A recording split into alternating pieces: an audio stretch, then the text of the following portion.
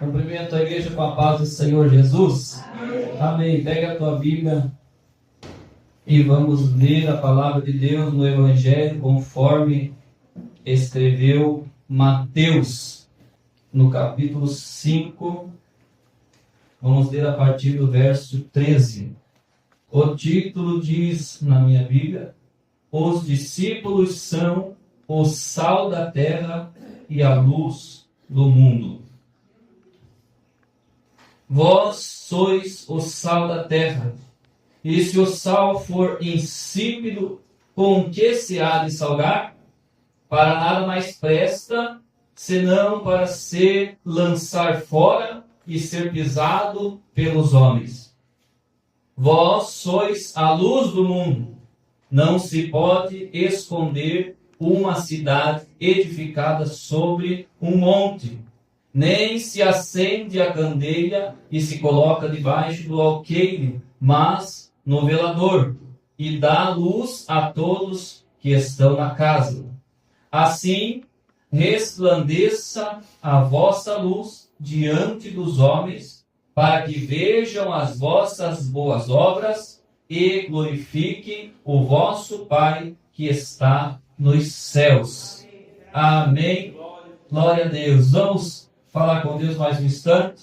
Só você que deseja mesmo ouvir a voz de Deus, clame a Ele nesse momento, peça para Ele falar contigo, peça mesmo. Quem sabe ainda alguém não falou isso nessa noite, por isso convoco a igreja para orar mais um pouquinho, para você ter mais uma oportunidade de pedir para Deus falar contigo. Senhor Deus de misericórdia, de bondade, aqui estamos na Tua presença. Damos graças, Senhor meu Deus, porque até aqui nos ajudou o Senhor. Damos graças por essa oportunidade que temos de estar na Tua casa para louvar o Teu nome, atrair a Tua presença, o Teu olhar para nós aqui e implorar, meu Deus, por uma palavra, a palavra de Deus ao nosso coração. Fala comigo, Senhor, fala com a Tua igreja, fala com o Teu servo, com a Tua serva que está aqui nessa noite. Renova-nos com a Tua palavra para a glória do Teu nome, em nome do Senhor Jesus. Amém. Pode sentar na presença de Deus. Glória ao nome do Senhor Jesus Cristo. Aleluia. Aleluia. Glória a Deus. Irmãos, essa palavra que lemos faz parte de um sermão que Jesus pregou aos seus discípulos, intitulado o Sermão da Montanha. Por quê?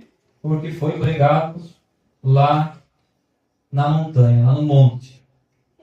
E Jesus pregou então esse sermão, começando ali com as bem-aventuranças, até que chegou nesse ponto em que lemos, e isso ele fez logo depois de ele ter chamado para si, dele ter escolhido dentre vários, ele ter chamado alguns para ser seus discípulos.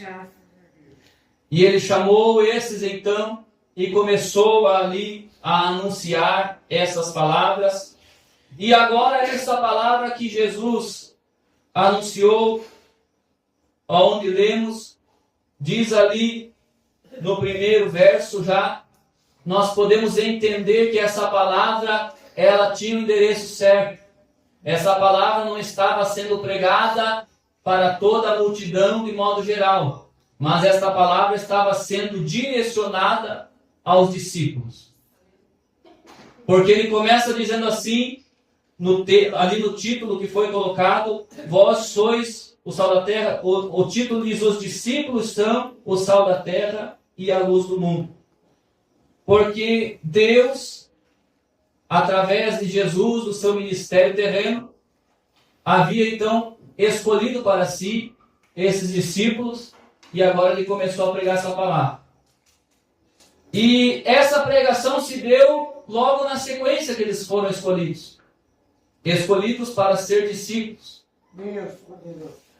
E se nós continuarmos meditando nessa palavra, nós vamos ver que um pouco mais adiante, Jesus vai passar a noite inteira orando para agora mais uma vez escolher. Agora, de entre os discípulos que foram chamados, diz a palavra que Jesus passou a noite inteira orando para de manhã escolher para si 12 apóstolos de entre aqueles discípulos. Então aqui era um pouco antes ainda. Aqui estava ocorrendo um pouco antes dessa segunda escolha de Jesus. Mas um ponto interessante que nós podemos entender nessa palavra, que Jesus logo depois que escolheu para ser discípulos, ele já começou a pregar a palavra.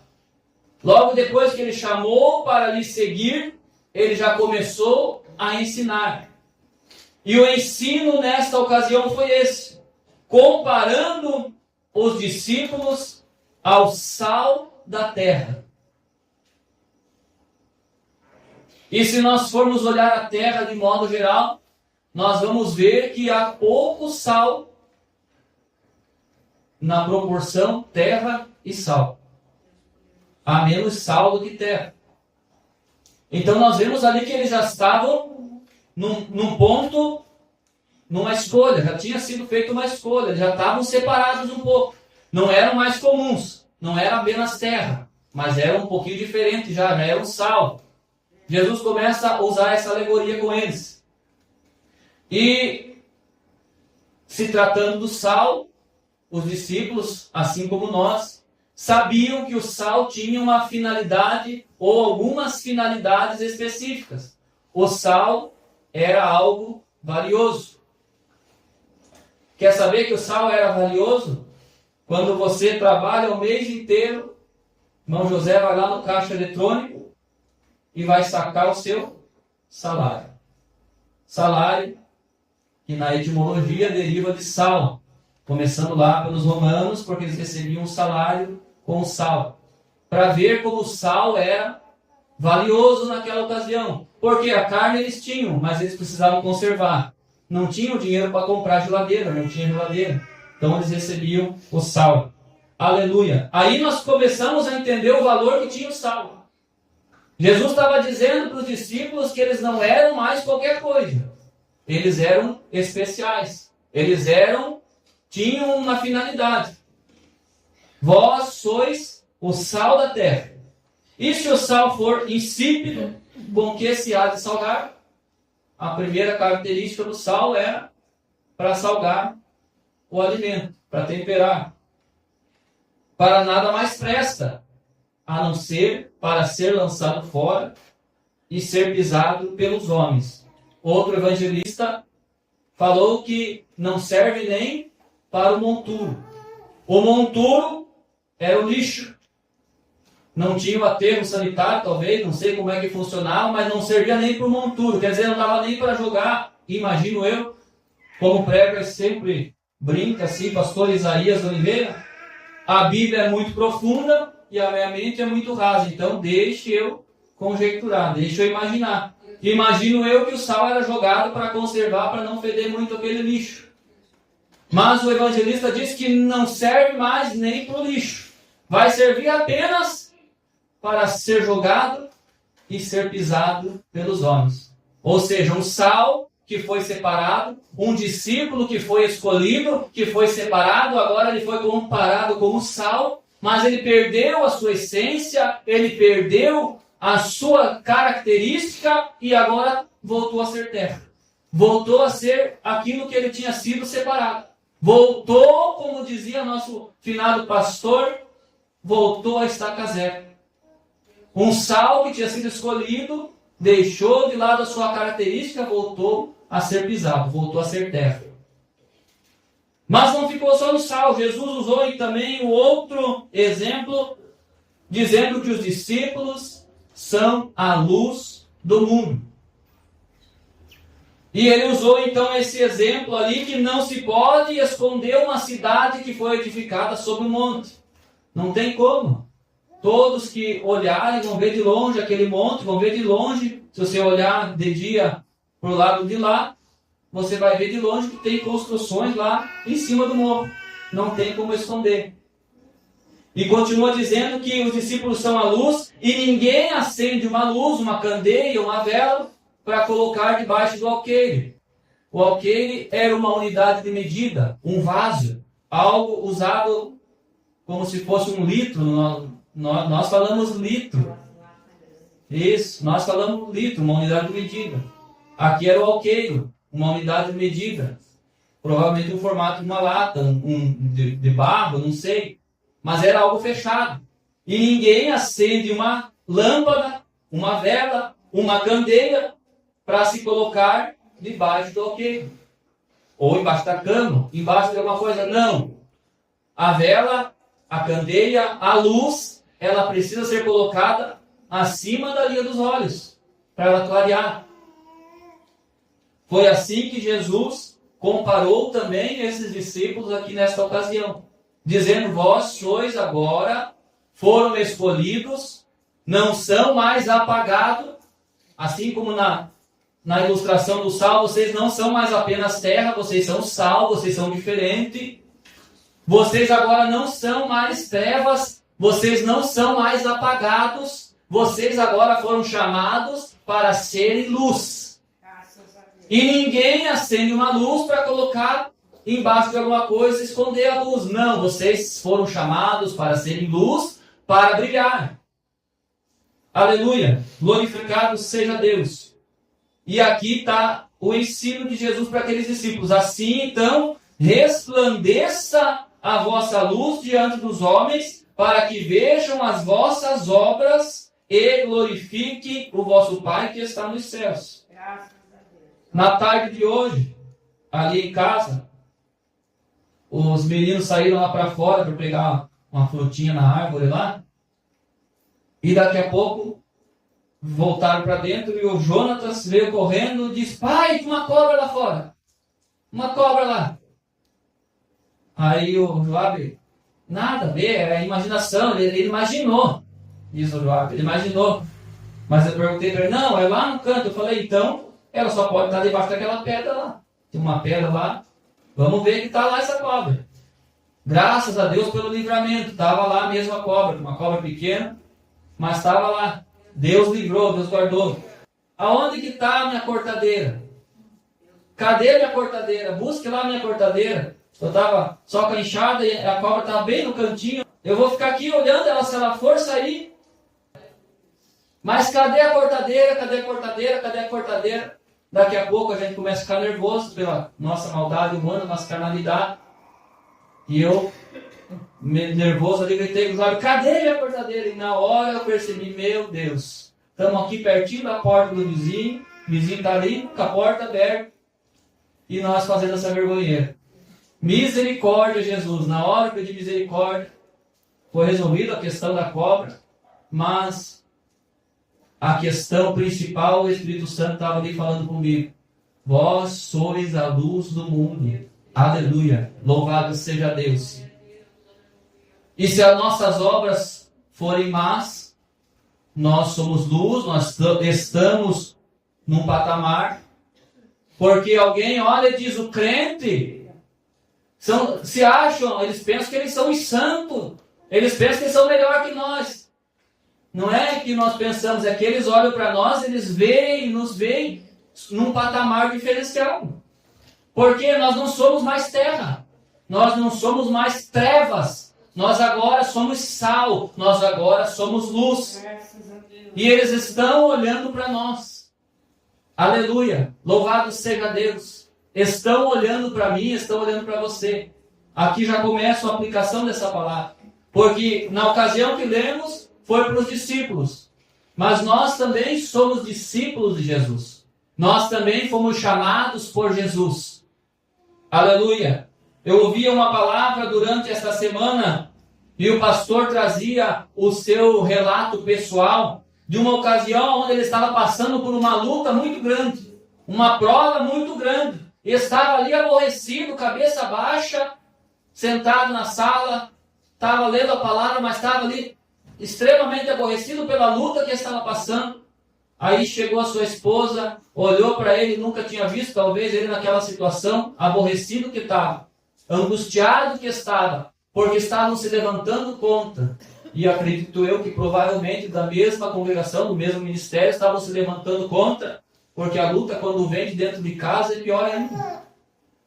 Mas ali naquela ocasião, a sua esposa, usada por Deus, olhou para ele e disse assim: meu Deus, nunca te vi nessa situação. E abro aqui um parênteses para dizer: a mulher sábia edifica o seu lar. A mulher sábia edifica o seu lar. A mulher sábia, quando vê o seu esposo aborrecido, ela não vai lá ajudar a enterrar. Dizer: é verdade, está difícil, vamos largar a mão, vamos fugir, vamos parar com isso. Não, a mulher sábia edifica. A mulher sábia levanta. Da mesma maneira, o esposo vê a esposa aborrecida, vê a esposa entristecida com alguma coisa, vê a esposa querendo abrir mão de tudo. Não, vamos somar, vamos juntar força, vamos seguir adiante, vamos seguir em frente. Deus é conosco. Por quê, irmão? Porque o crente, ele tem palavra, o crente, ele tem luz, o crente, ele tem sal, o crente, ele não é trevas, o crente, ele não é mais terra, o crente, ele é diferente. Na hora da luta, ele não vai se queixar como todos os demais fazem.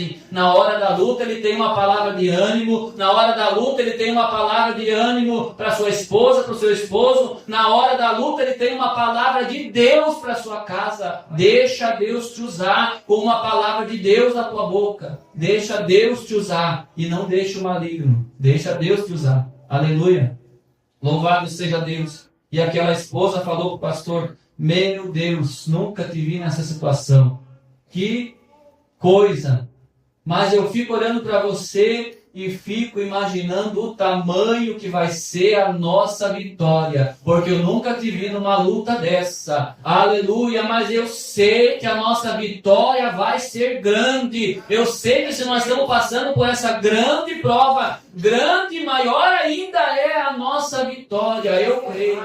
Aleluia. E disse o pastor na sua pregação que na mesma hora ele sentiu o consolo de Deus, ele sentiu o ânimo de Deus na sua vida através daquela palavra que foi dita. Deixa Deus falar contigo nesta noite. Às vezes não é só a esposa, às vezes não é só a esposa. Deus usa quem Ele quer, na hora que Ele quiser. Então nesta noite eu falo mediante essa palavra. Receba ânimo de Deus aqui nesta noite. Receba a graça de Deus. Deixa Deus te levantar. Porque se a tua luta está difícil, muito maior é a tua vitória, diz o Senhor para a sua igreja nesta noite. Aleluia! Louvado seja o nome do Senhor. Glória a Deus. Então esse pastor, contando essa palavra, ele dizia, e o Espírito Santo falava comigo: é verdade. Tem gente que nunca dá um passo a mais, porque é de passo em passo, é de pouco em pouco, é de vitória em vitória, que nós vamos melhorando na presença de Deus. E tem gente que nunca melhora. Por quê? Porque vem uma provinha pequena da parte de Deus sobre a vida dele, e ele, como filho chorão, usava o pastor esse exemplo, como filho chorão: ah, Senhor, tira, não aguento mais, não, Senhor, não. E Deus olhando lá: meu chapéu, como Deus olhasse assim e falasse: meu chapéu, tem uma bênção tão grande para você, tem uma porta tão grande para você, mas eu preciso te provar. Mas tá bom, se você não aguenta, tá, sai dessa prova, mas fique no mesmo lugar. Assim é. Porque quando nós não somos aprovados, nós ficamos no mesmo lugar. E Deus nos chamou para sempre melhorar. Prova disso está aqui nessa palavra que lemos. Jesus chamou esses aqui para serem discípulos. Mas logo adiante, Jesus se pôs a noite toda para orar, para na manhã seguinte escolher dentre agora estes que já são luz, dentre agora estes que já são sal, alguém que vai fazer algo mais, alguém que vai dar um passo a mais, alguém que vai ser escolhido para galgar um degrau a mais diante de Deus. Assim é Deus para conosco. Aleluia! Ele nos chama para ser sal, Ele nos chama para ser luz, mas se a nossa luz não brilha, se o nosso sal é insosso, insípido, Ele não pode nos escolher para sermos apóstolos, Ele não pode nos escolher para nos enviar. É por isso que muito crente vem, recebe a Cristo, mas vive uma vida inteira na mesmice. Aleluia! E aqui mesmo, nesta noite, quando eu estava orando ali, o Senhor colocou no meu coração, me fez lembrar daquela palavra que diz assim: desperta tu que dormes, levanta-te dentre os mortos e Cristo te esclarecerá. Aleluia! Louvado seja o nome do Senhor. E isso Deus fala conosco nesta noite. Se desperte. Vamos nos despertar para fazer a vontade de Deus. Vamos nos despertar para fazer um pouquinho mais para o Senhor. Vamos nos despertar para que verdadeiramente possamos ser esclarecidos por Deus. Muitas vezes não entendemos as coisas de Deus, mas é porque estamos adormecidos. É porque estamos mortificados. Mas esta noite o Espírito Santo de Deus que está aqui, Ele é vida, Ele quer que tenhamos vida, Ele quer que nos despertemos. Aleluia! Tem até um hino que diz, desperta, ó igreja, para subir. Aleluia! E como é que eu me desperto, pregador? Nesta semana, ainda ouvindo outra palavra, o pastor falava exatamente isso. Quer ver a diferença de uma igreja comum, uma igreja normal, para uma igreja avivada, uma igreja cheia de poder de Deus, uma igreja onde acontecem os milagres de Deus, cura divina, libertação, batismo com o Espírito Santo, sinais no meio da igreja, conversão. Quer ver a diferença? É preciso que essa igreja busque a Deus em oração, é preciso que essa igreja busque a Deus em jejum. Deus poderoso. Oração, jejum e palavra, 3 pilares que nós precisamos. Oração, jejum e palavra. Parece que eu estou aqui chovendo no molhado, mas não. É a palavra de Deus para nós. Oração, jejum e palavra. Precisamos jejuar. Crente que não jejua, crente que não ora e que não lê a palavra de Deus é um crente sem sal, é um crente sem luz, é um crente apagado, é um crente insípido. Mas nessa noite o Espírito Santo fala conosco, vamos nos despertar para buscar a presença de Deus. Por que entramos muitas vezes, saímos da casa de Deus e nem sequer sentimos nada? Aleluia, pastor Moisés Leopoldino já não é a primeira vez, algumas vezes eu ouvi ele pregando, ele sempre usa esse exemplo. Está lá torcendo pro Vascão na frente da televisão, está lá torcendo pro Mengão na frente da televisão, aí grita, pula, bate palma, reclama com o juiz, e ainda aqueles crentes um pouquinho mais liberal, vai lá no estádio fazer algazarra, gritaria. Mas aí na casa de Deus não temos coragem, não temos lenha para colocar no fogo, não temos um aleluia para dizer, não temos um glória a Deus para dizer. E não pense que eu estou falando isso aqui para te incentivar a glorificar a Deus, não. Isso aí não sou eu que faço, isso aí é nós, é dentro de nós precisamos já vir para a casa de Deus com propósito. Eu quero louvar a Deus. Se eu não tiver a oportunidade de ir lá na frente, lá no banco mesmo, eu vou dizer glória a Deus. Eu vou bater palma, eu vou louvar o nome do Senhor, eu vou meditar na palavra, eu vou me alimentar da palavra. Eu não quero entrar e sair da mesma maneira. Mas nesta noite eu creio que nós que aqui estamos, viemos aqui com propósito. Quem veio aqui com propósito nesta noite? Eu não sei qual é o teu propósito. Eu não tenho como eu saber, a não ser que Deus revele ao meu coração. Mas você sabe qual é o propósito que você veio aqui nesta noite. Aleluia! Louvado seja Deus, mas a palavra de Deus está nos alertando para que nós não caia nessa água parada, nessa mornidão espiritual. Não. Vamos sempre melhorar na presença de Deus. Vamos deixar a nossa luz brilhar na presença de Deus. Vamos deixar a lenha queimar. Vamos trazer lenha para esse fogo. Porque o fogo vem de Deus, mas o combustível, a lenha, é nós que temos que trazer. Aleluia. Louvado seja o nome do Senhor. Glória a Deus. Aleluia. Às vezes, quantas e quantas vezes eu entrei na igreja e saí do culto e o culto estava olhando assim superficialmente uma água parada.